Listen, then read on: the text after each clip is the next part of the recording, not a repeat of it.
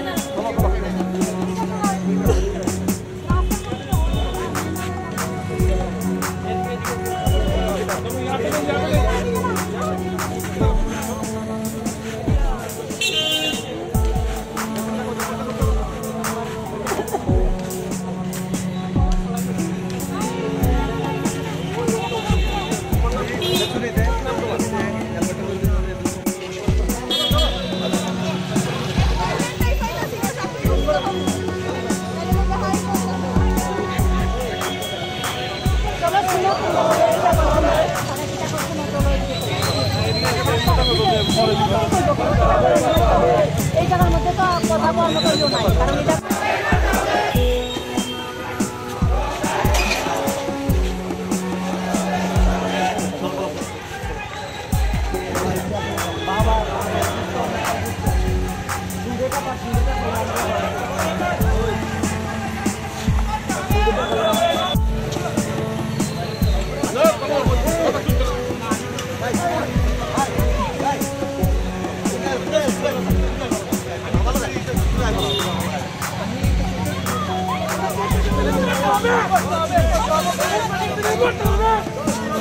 पीछे आयो ना सर तेरी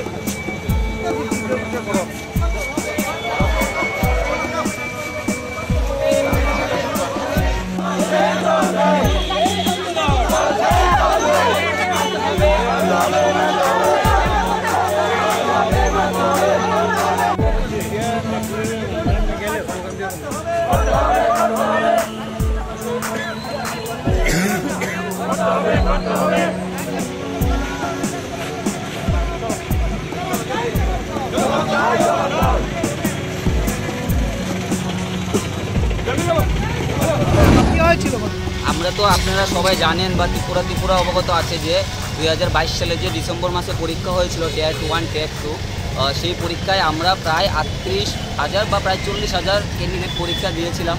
তার মধ্যে মাত্র পাস করেছে বা উত্তীর্ণ হয়েছে 361 জন, বোধ টিয়ার 1 টিয়ার 2 দুই পেপারে মিলে।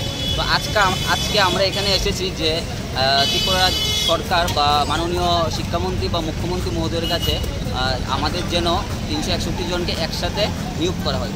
তার কারণ হচ্ছে যে আমরা 1 বছর যাবৎ বসে আছি পাস করে, এটা তো একটা কারণ রয়েছেই, কিন্তু আরও কারণ হচ্ছে যে প্রত্যেক দিন ত্রিপুরার নিউজ পেপার, সোশ্যাল মিডিয়া বা নিউজ চ্যানেলগুলি দেখলেই দেখা যাচ্ছে যে প্রত্যেক দিন ত্রিপুরার কোথাও না কোথাও শিক্ষক স্বল্পতার জন্য বিদ্যালয় থেকে স্টুডেন্টরা, ছাত্রছাত্রীরা এবং অভিভাবকরা রাস্তা অবরোধ করছে।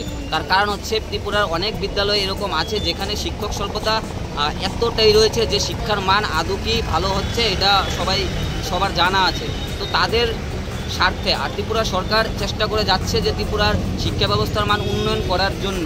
আমরা দেখতে পাচ্ছি যে মাননীয় শিক্ষামন্ত্রী কিছুদিন আগেও দেখতে পেলাম যে শেকিরগুড না কোথাও সূর্যমণিনগর স্কুলে অনেক ভালো একটা পরিকাঠামো গঠন করেছে। আর তারপর ত্রিপুরা আরও, যেমন আপনারা জানেন ত্রিপুরা 100টার মতো বিদ্যাজ্যোতি স্কিমের স্কুল আছে।